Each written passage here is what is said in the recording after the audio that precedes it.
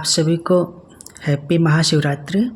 ठीक है, आज के वीडियो में हम ये देखेंगे कि निफ्टी हमारा मैक्रो लेवल पे कैसा परफॉर्म कर रहा है, और आगे वीडियो में हम ये भी सीखेंगे कि किसी भी स्टॉक को पोजिशनली कैसे बाई कर सकते हैं। ठीक है, यदि किसी स्टॉक को हमको पोजिशनली बाई करना है तो हमें क्या करना चाहिए, कैसे हमें उसको बाई करना चाहिए, और वो सब भी हम देखेंगे। ठीक है, तो चलिए वीडियो शुरू करते हैं। फिन एजुकेशन विद संतोष में आपका स्वागत है। तो देखिए, निफ्टी जो है ना, निफ्टी में क्या है, तो निफ्टी का देखिए जो कल की मेरी कैंडल क्लोज हुई है, यदि हम उसको देखें तो उसमें हमें ये दिखने को मिलेगा कि निफ्टी में अभी क्या है, जो बेयरिश सेंटीमेंट है। देखिए ये जो कैंडल क्या है, पूरा इन्वर्टेड हैमर बनाया हुआ है। ठीक है, पूरा इन्वर्टेड हैमर बनाया हुआ है। इसका मतलब क्या है, मार्केट पूरा भी बियर गैंग के कब्जे में है। ठीक है, मार्केट में क्या है, पूरा का पूरा प्रेशर में है अभी। तो देखिए, निफ्टी या ट्रेडिंग या इन्वेस्टिंग सिर्फ चार्ट देख के नहीं होती कि आप चार्ट देख लो और आप ट्रेडिंग करो और इन्वेस्टिंग कर सकते हो, राइट। आपको पूरा मैक्रो और माइक्रो इकोनॉमिक समझना पड़ेगा, और देश की इकोनॉमी कैसे परफॉर्म कर रही है उसको हमें समझना पड़ेगा। इंटरनेशनल नेशनल न्यूज़ कैसा है उसको समझना पड़ेगा, तभी आपको एक ब्रॉडर व्यू आएगा, फिर आप बेटर डिसीजन ले पाओगे, राइट। नहीं तो फिर आप चार्ट देखोगे और चार्ट में बार बार ट्रैप होगे और आप फिर ज़्यादा लंबे टाइम तक मार्केट में सस्टेन नहीं कर पाओगे। ठीक है, तो निफ्टी को देखिए, जो यदि आप मंथली टाइम फ्रेम में देखिएगा तो ये जो आपको ब्लू लाइन दिख रही है, ये क्या है, ये हमारा 20 EMA है। ठीक है, तो निफ्टी को इसे टच करना है और वो टच करके रहेगा। आप कल करे परसों करे, जैसे कि 2 दिन पहले भी वीडियो में हमने बोला था, जब मार्केट यहाँ पे था तो हमने बोला था कि ये इसको टच करेगा। अब कब करेगा कोई नहीं जानता है, लेकिन 2 दिन में ही देखिए मार्केट ने यहाँ पूरा फॉल करके लगभग क्लोज आ गया है इस 20 EMA के। ठीक है, तो ये वन डे टाइम फ्रेम है। जब आप मंथली टाइम फ्रेम पर देखोगे तो ये जो ब्लू लाइन है वो क्या होगा, आपका 20 EMA है। ठीक है, तो इसको टच करेगा। अब यहाँ से कितना दूर है, मुश्किल से अभी ये 22,547 के आसपास है, तो 22,500 मान लीजिए, 22,421 80-90 पॉइंट है। तो हो सकता है गैप डाउन में वो उसको आपको दिखा सकता है। ठीक है, तो इसको टच करेगा, क्योंकि अभी जो हमारी इकॉनमी परफॉर्म कर रही है ना, उस इकॉनमी में और जो हमारी कंपनियों के परफॉर्मेंस है वो बहुत ज़्यादा बेटर नहीं हुए हैं।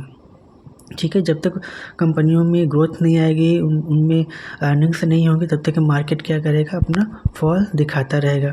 तो ठीक है, अभी तो कंडीशंस बेटर नहीं है, तो हम इसमें रिकवरी की उम्मीद नहीं कर सकते हैं, लेकिन हम ये उम्मीद ज़रूर कर सकते हैं कि इस लाइन को टच करेगा ही करेगा। ठीक है, वैसे भी हम रोज़ अपने ट्विटर पर सुबह सुबह ही पोस्ट करते हैं कि मार्केट का सेंटीमेंट कैसा हो सकता है, और 80 to 90% वो वर्क करता ही करता है। आप मेरा ट्विटर देख सकते हो, आप जाके उसको बैक हिस्ट्री भी चेक कर लीजिए कि मैंने कब कब पोस्ट किया और कैसे कैसे परफॉर्म किया है, तो वो आपको 80 to 90% का एक्यूरेसी वहाँ पे आपको मिल जाएगी। ठीक है, तो वहाँ से आप देख सकते हैं। और निफ्टी में भी सेंटीमेंट बना हुआ है और नेगेटिव सेंटीमेंट ही रहेगा अभी, और उसको 20 EMA टच करना है।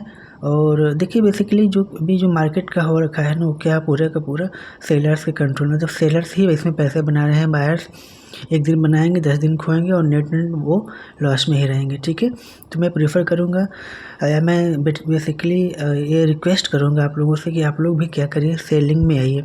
ठीक है, जब तक आप सेलिंग में नहीं आइएगा ना, सेलिंग में नहीं आएगा, मार्केट में सस्टेन करना थोड़ा सा टफ है। तो मार्केट में बने रहने के लिए सेलिंग में ये, क्योंकि देखिए कल जैसे कि मार्केट ने ओपन हुआ, ठीक है, गैप डाउन ओपन हुआ, और फिर मैंने क्या बोला, मैंने ये बोला था कि 22,600 क्या है, अच्छा रेजिस्टेंस है, और पूरे दिन मार्केट ने इसी के नीचे अपना क्या किया, पूरा दिन इसी में बिता दिया साइडवेज होके। तो मैंने कैसे जज कर लिया, तो एक एक्सपीरियंस होता है और थोड़ी एनालिसिस होती है। ठीक है, जिसके बेस पे मैंने यह जजमेंट लिया था, और मार्केट ने पूरे दिन इसी के नीचे वो बिता दिया। अब कोई यदि इसका फ़ायदा उठाया होगा तो क्या कर सकता था, जब मैंने बोला 22,600, तो 22,600 का अपना क्या कर सकता था, कॉल सेल करके शांति से बैठ जाता, और दिन भर थीटा DK मिलता, और अच्छा खासा थीटा DK मिला होगा उसको। ठीक है, तो ये सब जजमेंट होता है लेने के लिए, इसीलिए हम बोल रहे हैं कि सेलिंग में ये आप देखिए बाइंग करिएगा। तो जैसा कि लॉट साइज इंक्रीज हुआ है, तो बाइंग के लिए भी आपको कम से कम 20,000 रुपये तो चाहिए ही चाहिए, तभी आप बाइंग कर पाइएगा, राइट। तो आपको थोड़ा सा, जब आप 20,000 का अरेंजमेंट कर सकते हो कैपिटल का, जो नए नए ट्रेडर्स है या नए नए मार्केट में कैपिटल कम है, तो 20,000 की जब अरेंजमेंट कर सकते हैं, तो थोड़ा आप और हार्ड वर्क करो, कहीं से पैसे अरेंज करो, और अपना यदि आपको आना है इसमें करना है तो कम से कम आप 60-70 हज़ार का कैपिटल लेके आइए, ताकि आप स्ट्रेटजी बेस आप यहाँ से कर सकते हो, ठीक है। और स्ट्रेटजी बना के इसमें सर्वाइव कर सकते हो 50,000 के कैपिटल में भी, और आपको एक डिसेंट प्रॉफिट उसमें से 500,000 रुपये डेली मिल सकता है आपको, ठीक है। तो वहाँ पे आइए। और निफ्टी का देखिए कल कैसा परफॉर्म करेगा। तो निफ्टी का जो ये कल की जो क्लोजिंग बनी है उसको देखिए तो क्या है, पूरा का पूरा इन्वर्टेड हैमर बना है, ठीक है। ये क्या बताता है इन्वर्टेड हैमर की मार्केट पूरी की पूरी बेयरिश है। और देखिए एक इम्पॉर्टेंट चीज़ है कि अभी जो हमारे पास जैसे कि कल एक्सपायरी है ना, कल थर्सडे है, आज वेडनेसडे है, तो कल एक्सपायरी होगी। अभी फ़िलहाल में मेरे पास एक साइड में देखिएगा कॉल साइड में लगभग 50 रुपये का,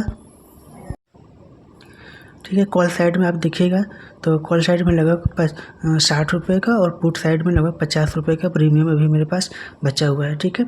तो एक क्लोजिंग मतलब कल के क्लोजिंग का प्रीमियम है। यदि कल मार्केट खुलता है और प्रीमियम अगर 60 का 40 हो गया, और ये 50 का मान लीजिए ये भी 40 हो गया या 35 हो गया, तो समझ लीजिए कि जब तक प्रीमियम इसके नीचे रहेगा, जैसे 40 के 38 हो गया, 36 हो गया, ऐसे ऐसे नीचे जाता रहेगा, मतलब डीके होता रहेगा, और 40 का 32 हो गया, 35 हो गया, ऐसे जाता रहेगा, तो समझ लीजिए कि मार्केट में क्या होने वाला है, साइड हो जाने वाला है, साइडवेज ही रहेगा। फिर वहाँ से आप भी कॉल सेल करके या पुट सेल करके अपना जैसा मार्केट रहेगा, जैसा चार्ट बोलेगा वैसा आप परफॉर्मेंस कर सकते हो। यदि प्रीमियम इससे कम होता गया तो मार्केट में कोई बड़ा डायरेक्शनल मूव नहीं आने वाला है, ठीक है। और यदि प्रीमियम इंक्रीज होते हैं, जैसे 40 का कॉल साइड का 40 का प्रीमियम मान के चलिए 70 हो गया, ठीक है, या 80 हो गया, तो समझ लीजिए, या पुट का प्रीमियम बढ़ के 40 का 80 हो गया, तो समझ लीजिए कि मार्केट में कोई बड़ा डायरेक्शनल मूव आने वाला है, ठीक है। तो ऐसे मार्केट को हम जज कर सकते हैं, ठीक है। तो ठीक है, यही है। और देखिए जैसे मैंने बोला था, ये जो कैंडल बनाया है ना, ये कैंडल क्या है, पूरे के पूरे अपनी नेगेटिव दिखा रहा है सेंटीमेंट, राइट, पूरा क्या कर रहा है, अपना नेगेटिव सेंटीमेंट ही दिखा रहा है। तो वैसे भी देखिए जब मार्केट गिरता है ना, तो कोई भी सपोर्ट या रेजिस्टेंस काम नहीं करता है, ठीक है। वो सारा का सारा सपोर्ट रेजिस्टेंस सारा, और एक सपोर्ट के बाद दूसरा सपोर्ट, दूसरे सपोर्ट के बाद तीसरा सपोर्ट वो बनाता रहता है। तो हमें यहाँ पे क्या समझना पड़ेगा, हमको समझना पड़ेगा कि इकॉनमी कैसा परफॉर्म कर रही है। तो उसके लिए हम अपना डेली मैक्रो एनालिसिस का वीडियो डेली पब्लिश करते हैं कि आज मार्केट के कैसा परफॉर्म किया, उस पर नेशनल इंटरनेशनल न्यूज़ का क्या इफेक्ट था, वो सब हम उसमें समझाने की कोशिश करते हैं, जो कि काफ़ी हेल्पफुल होता है। तो आप उसको चैनल को सब्सक्राइब करके और डेली के वीडियो आप ज़रूर देखिए, इससे ट्रेडिंग में आपको ज़रूर बेनिफिट होगा। सिर्फ ट्रेडिंग ही नहीं, उसमें हम स्टॉक का वैल्यूएशन और फंडामेंटल सब कुछ सिखाते हैं। देखिए कोई हम टिप्स तो प्रोवाइड नहीं करते, ना ही मेरा कोई इसमें टेलीग्राम चैनल ज्वाइन कर लो तो हम आपको ये प्रॉफिट, ऐसा मेरा कुछ भी नहीं होता है। सिर्फ मेरा यूट्यूब चैनल है, वहाँ पे हम सिर्फ लर्निंग पर्पज़ से ही वीडियो बनाते हैं, और बेसिकली सब लर्निंग के ही वीडियोज होते हैं। जैसे स्टॉक का पी कैसा होता है, और स्टॉक के वैल्यूएशंस क्या होते हैं, स्टॉक का बिजनेस मॉडल कैसा है, ये सब हम डिस्कशन करते हैं। और निफ्टी पर नेशनल इंटरनेशनल न्यूज़ का क्या प्रभाव पड़ता है, वो सब भी हम डेली डिस्कस करते हैं। तो आप वहाँ पे उसको देख के आप ज़रूर बेनिफिट कुछ न कुछ बेनिफिट आपको ज़रूर मिलेगा उसका, ठीक है।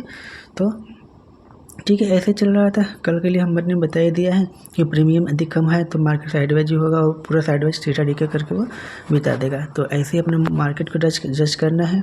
और बहुत बड़ा बुलिशनेस तो मार्केट में अभी रिकवरी पॉसिबल नहीं है, जब तक इकॉनमी अच्छी नहीं करेगी हम रिकवरी की उम्मीद नहीं कर सकते हैं।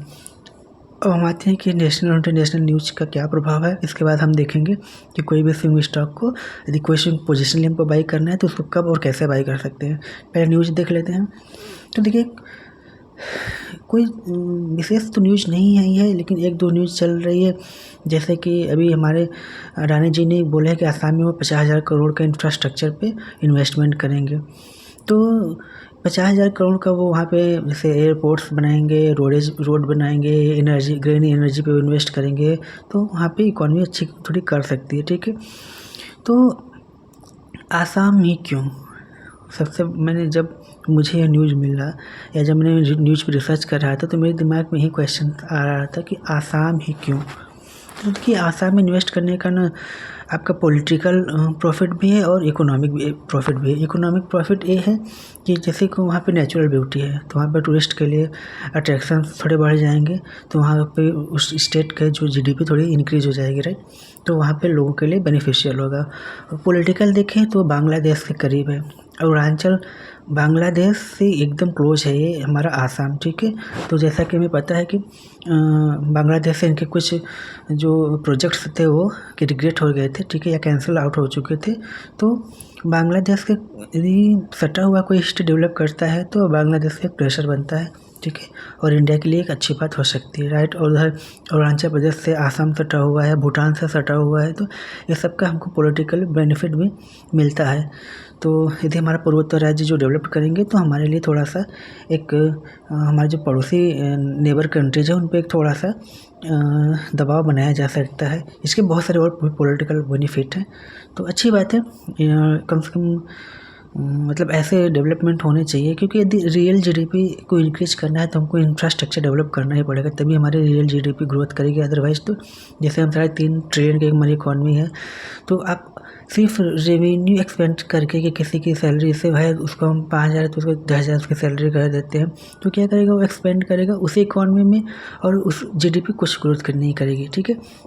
लेकिन जब आप इंफ्रास्ट्रक्चर वेस्ट जैसे रोड बनाते हो और एयरपोर्ट्स बनाते हो, इंफ्रास्ट्रक्चर पर जब आप फोकस करते हो तो वहाँ से जो ग्रोथ आता है वो डायरेक्ट हमारा जीडीपी को इंक्रीज़ करता है, तभी हमारे जाके 3.5 ट्रिलियन की इकॉनमी 4 ट्रिलियन 5 ट्रिलियन की बनेगी, ठीक है। तो चलिए अच्छी बात है।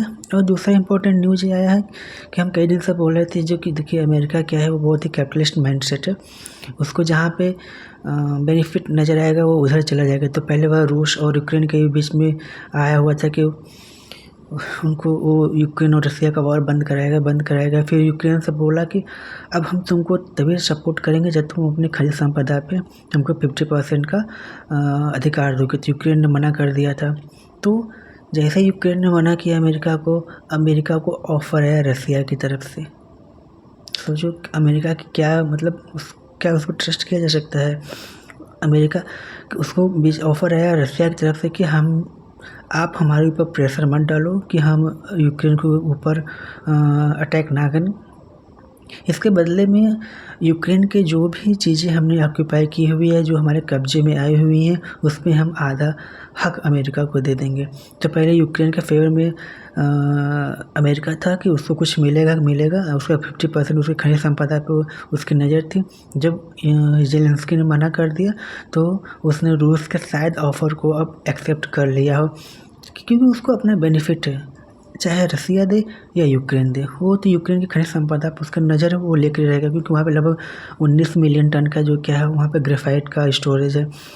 और सिर्फ ग्रेफाइट ही नहीं, वहाँ पे जितने भी इम्पोर्टेंट खनिज पदार्थ हैं उसका लगभग 5% क्या है वो सिर्फ यूक्रेन के पास है, ठीक है। और टॉप 5 में से एक कंट्री है जो कि इम्पोर्टेंट खनिज पदार्थ में क्या है इनरिच है।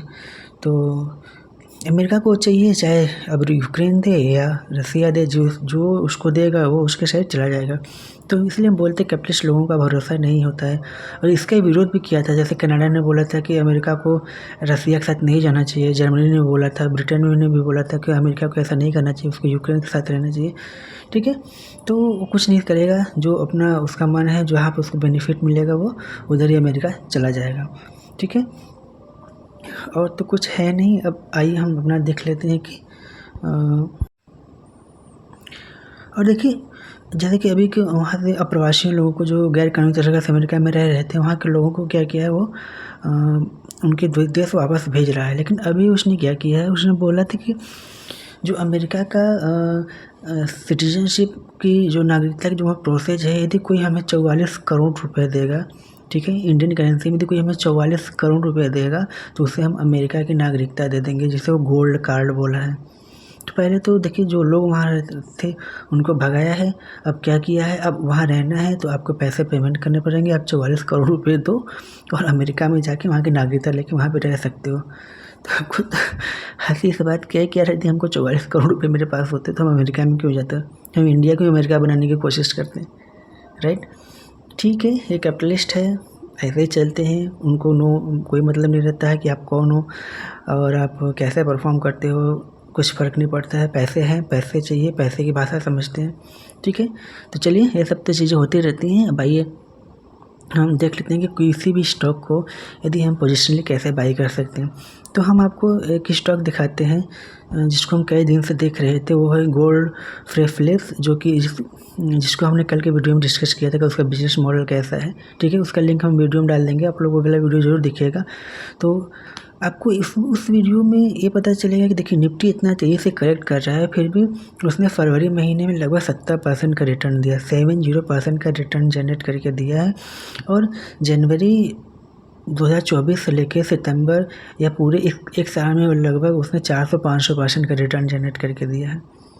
तो हमको सरप्राइज़ हुआ यार, इस कंपनी में ऐसा क्या है। फिर जब मैंने कंपनी की एनालिसिस की तो मुझे लगा यार तो लोगों को बताना चाहिए। फिर मैंने उस पर एक वीडियो बनाया था गॉड फ्लिप्स पे, आप वो वाला वीडियो जरूर दिखेगा, आपको ज़्यादा बेटर क्लियरिटी होगा कि वो ऐसा क्या था कि कंपनी ने गिरते हुए मार्केट में भी अच्छा रिटर्न जनरेट करके दिया है।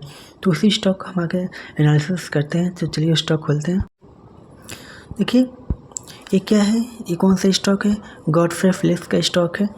तो आप सितंबर में देखें, अगर इस स्टॉक को हम देखते हैं तो देखिए किसी भी स्टॉक को परचेज करने के लिए मैं किसी इंडिकेटर का सहारा नहीं लेता हूँ, और ना ही मैं किसी बहुत ज़्यादा कि ये मूविंग एवरेज लगा लो, ये लगा लो, वो लगा लो, मैं कुछ नहीं लगाता हूँ। मैं सीधे नेक्ड चार्ट देखता हूँ और उसी से अपनी एनालिसिस करते हैं, क्योंकि आप चार्ट को देखो, प्राइस एक्शन को देखो, वहीं से सारे इंडिकेटर की जन्म होता है। तो बस आप प्राइस एक्शन समझ लो, नेकेड चार्ट पढ़ना समझ लो, ठीक है। तो आपको सब कुछ अपने आप क्लियरिटी मिलती है कि आपको किसी भी चीज़ की ज़रूरत नहीं है। फिर भी मैंने आप लोगों को समझाने के लिए 20 EMA का मूविंग एवरेज लगा दिया है, ठीक है। आप इसे लगा भी सकते हो और नहीं भी लगा सकते हो, ठीक है। तो देखिए सितंबर में क्या था, मार्केट ने यहाँ पे थोड़ा सा कंसोलिडेट किया था, ठीक है। कंसोलिडेशन के बाद यहाँ से ऊपर गया, ठीक है। अगेन फिर मार्केट क्या किया, फिर इसी रेंज में आके यहीं पे जहाँ पे कंसोलिडेट किया था, फिर यहीं पे आके सपोर्ट लिया, ठीक है। फिर यहाँ पे कंसोलिडेट किया और क्या किया, फिर यहाँ से एक हमको ब्रेकडाउन दिखाया। फिर अगेन मार्केट इसी जो इसका ये सपोर्ट था, ये सपोर्ट था, ठीक है, ये लेवल था, फिर इसी लेवल पे आके कंसोलिडेट किया, फिर यहाँ से बाउंस किया। अब अगेन मार्केट फिर इसी सपोर्ट पे आके टिका हुआ है, इसी लेवल पे आके टिका हुआ है, ठीक है। मैंने इतना इस चीज़ में देख लिया। तो अब हमको इसको पोजिशनली बाई करना होगा, तो हम कैसे बाई करेंगे। तो देखिए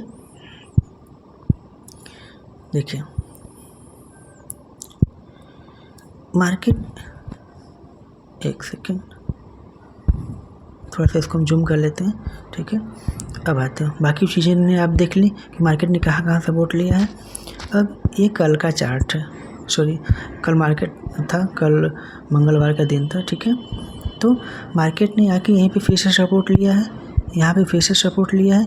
देखिए कैंडल तो क्या बनी है, कैंडल बनी है इन्वर्टेड हैमर टाइप की कैंडल बनी है, जो कि क्या है, एक नेगेटिव साइन है कि हो सकता है मार्केट यहाँ से गिरे, ठीक है। अब यही कैंडल आपको बताएगी कि आगे क्या करना है। अगर कल मार्केट खुलता है, अगर मार्केट इसके नीचे क्लोज करता है, ये जो कैंडल बनी है इसके नीचे कल का मार्केट डे टाइम फ्रेम पे देखेंगे, 1 डे टाइम फ्रेम पे, अगर इसके नीचे मार्केट क्लोज करता है तो इसका मतलब कि market sideways to negative territory में चली जाएगी।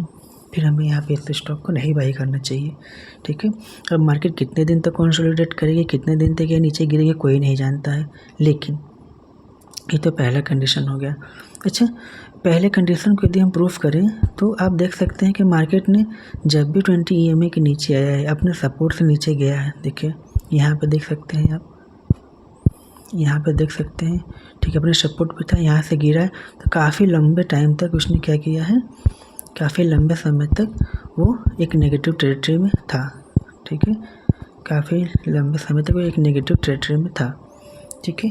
वापस से तो वही हम ये आपको बताना चाहते हैं कि आपको वेट करना चाहिए। अगर कल मार्केट इस स्टॉक को अगर इस कैंडल के नीचे क्लोज करती है तो ये कितने दिन तक साइडवाइज नेगेटिव में चली जाएगी कोई नहीं जानता, फिर स्टॉक को हम परचेज नहीं करेंगे, ठीक है। लेकिन क्योंकि मार्केट का बिजनेस मॉडल अच्छा है, मार्केट में इस स्टॉक का बिजनेस मॉडल अच्छा है और इस स्टॉक में अर्निंग ग्रोथ भी अच्छी है, सब कुछ अच्छा होता हुआ है, सब कुछ अच्छा है। इसके बेस पे हम एक जजमेंट ये ले सकते हैं कि अगर मार्केट ये जो इन्वर्टेड हैमर बनाया है इसके हाई के ऊपर क्लोज करता है, इसकी बॉडी क्लोज होनी चाहिए, ठीक है।